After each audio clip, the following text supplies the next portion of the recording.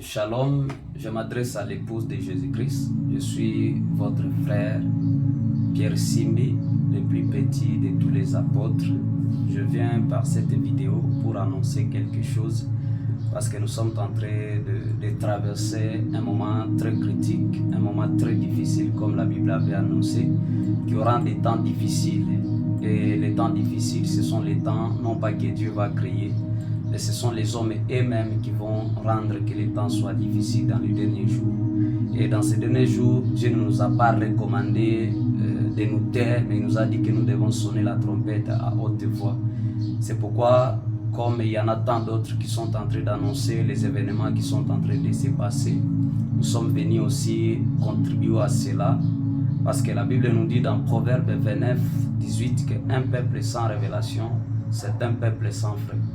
Si Dieu a envoyé les prophètes, c'est pour que les peuples ne soient plus dans la confusion, mais que les peuples soient éclairés. Il nous a amené la lumière. Et le prophète nous a dit que la Bible ici nous annonce des événements précis. Ce sont des prophéties, des événements qui doivent arriver. Il dit aucun homme ne peut pas préciser, il peut essayer de tenter de dire, de prédire des choses qui doivent arriver, mais il ne saura pas les situer et montrer exactement comment cela doit arriver. Mais il dit, le seul livre parmi les livres sacrés qui annonce exactement les choses telles que ça devait arriver, ce n'est que la Bible. Les restes des livres des Bouddha, des musulmans, ce sont des livres éthiques, de bonne morale. Mais la Bible, c'est un livre prophétique et ça annonce les choses. Et vous êtes en train de voir beaucoup de choses que la Bible avait prédit, mais sans que vous puissiez saisir cela. Alors, voilà, je suis venu essayer de réveiller votre conscience, parce que bientôt nous allons encore faire la 5e conférence,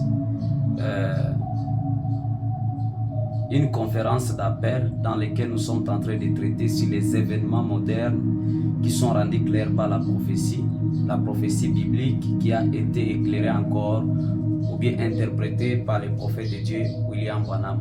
Vous savez, le domaine de la prophétie, c'est un domaine qui est très compliqué et ça demande une certaine catégorie des hommes très spirituels qui sont remplis du Saint-Esprit, qui étudient et qui lisent ces prophéties-là pour annoncer ces prophéties-là aux gens.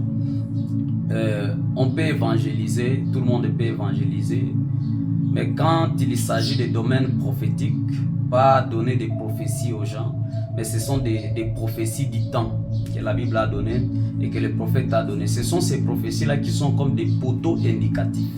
Vous devez regarder à ces prophéties-là pour savoir vous en êtes où et combien de temps il vous reste. Nous sommes l'épouse de Jésus-Christ, vous êtes l'épouse de Jésus-Christ, vous attendez quelque chose, vous êtes dans l'expectative. Mais vous êtes dans l'expectative de quoi? Qu'est-ce que vous attendez? Parce que les gens, même dans la première venue de Jésus-Christ, continuaient à attendre Christ, mais le Christ là était déjà venu jusqu'à ce qu'il est parti. Et le prophète nous a dit, il n'y a même pas un quart de la terre qui savait qu'il était là. Et je crois que c'est la même chose. Vous attendez quelque chose que vous ne savez pas et dont vous ne savez même pas comment cela est censé arriver. Voilà pourquoi ce samedi ici, nous aurons une conférence. On a déjà eu 4 conférences. Nous avions parlé de l'attentat d'assassinat de Donald Trump. Nous avons parlé de beaucoup des événements. Les guerres de Gaza, qu'est-ce que la Bible avait annoncé. Vous avez la guerre en Ukraine. Et nous avions parlé aussi de l'écuménisme. Et nous avions parlé de qu'est-ce que l'épouse attend. Maintenant, dans cette conférence, nous allons parler des 10 vierges. Parmi ces 10 vierges-là, la Bible dit qu'il y en a 5 qui sont folles. Et puis il y en a 5 qui sont sages. Quand est-ce que les 5 partent dans l'enlèvement et quand est-ce que les 5 vont traverser la tribulation? Et le grand thème de cela, c'était le vote américain que vous venez de voir. Est-ce que ce sont les dernières élections que l'épouse a vues ou bien il y en aura d'autres élections? Parce que nous savons qu'il y en a 4 ans pour que nous puissions arriver encore dans d'autres élections aux États-Unis, parce que tout proviendra de là. Vous savez, la croix pointe l'Est et l'Ouest. Et Jésus-Christ avait parlé dans Matthieu 24 que l'avènement du Fils de l'homme se fera de l'Est à l'Ouest. Donc comme l'éclair part de l'Orient vers l'Occident, c'est exactement la même chose. Et même quand Christ était à la croix, cela pointait déjà de la manière dont les choses devaient se passer. Il est venu de l'Est et il devait se coucher à l'Ouest. Et si vous remarquez quelque chose, nous sommes dans un moment qui est très compliqué, où même l'épouse ne sait même plus encore qu'est-ce qu'il est en train de patienter. Les gens ne savent plus pourquoi ils sont en train de partir à l'église. Je vais lire quelque chose qui peut essayer de vous interpréter. Voilà ce que la Bible dit. Dans Matthieu 25, la Bible dit « Le royaume des cieux sera semblable à 10 vierges qui, ayant pris leurs lampes, allèrent à la rencontre de l'époux. 5 d'entre elles étaient folles et 5 étaient sages.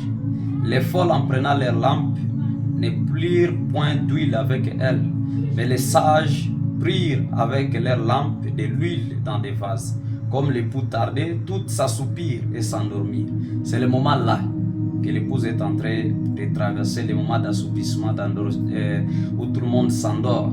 Mais ce qui était très important, il y en avait ceux-là qui étaient sages. Donc, peu importe la fatigue qu'ils avaient, le repos qu'ils avaient pris, mais ils avaient quand même l'huile et leurs lampes continuaient à briller.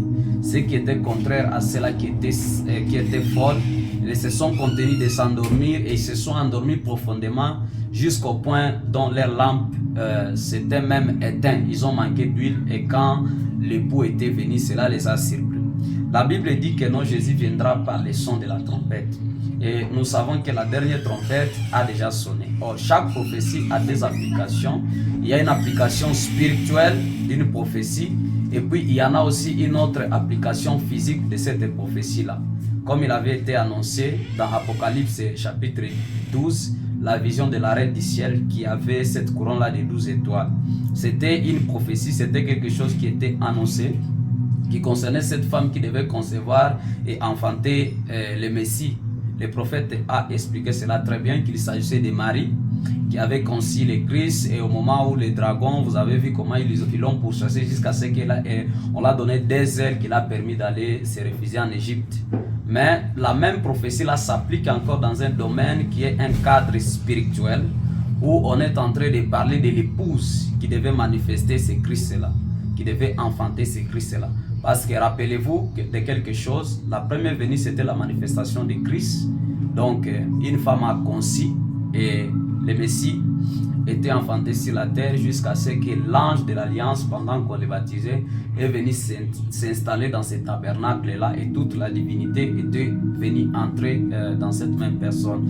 Et nous savons encore la même chose se passera à l'ouest, c'est-à-dire l'épouse concevra encore la même parole qui manifestera encore Christ dans sa seconde venue. Et nous savons que la dernière trompette a déjà sonné, l'épouse en a enfanté et cela a produit exactement Christ que nous avons. Mais n'oubliez pas quelque chose, que le même Christ doit venir combattre pour Israël. Et la Bible dit clairement qu'il viendra toujours par le son d'une trompette. Et vous avez un président américain qui porte le nom de Trump, Trump qui signifie une trompette.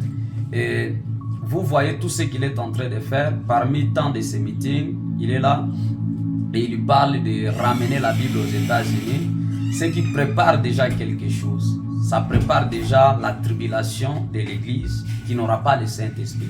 Parce que les choses qu'il est en train de faire, ce sont les dernières tensions.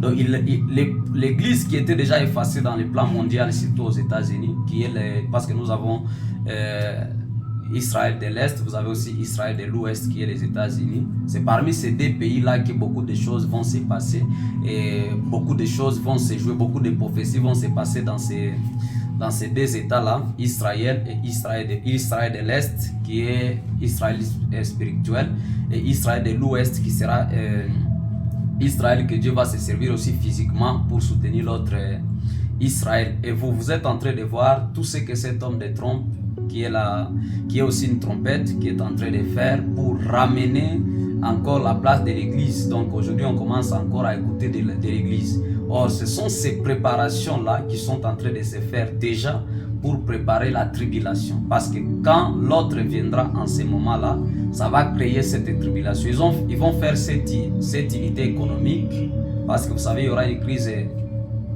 monétaire internationale comme le prophète l'avait annoncé. Et seule l'Église catholique aura les moyens de sauver le monde. Et c'est en ce moment-là que la marque de la bête sera imposée. Bon, je n'ai pas beaucoup à parler, nous allons parler dans la conférence ce samedi. C'était d'abord une annonce Que Dieu vous bénisse. Nous devons être très prêts, vous devez être très préparés et ne pas être dans la distraction. Dans ce moment ici, il y a une parole qui doit nous éveiller, c'est la parole prophétique. Nous avons reçu une Bible qui est prophétique et nous avons reçu un prophète et nous avons reçu un message prophétique. Et vous devez être des peuples qui sont bien éclairés et qui savent comment se préparer. Shalom, que Dieu bénisse.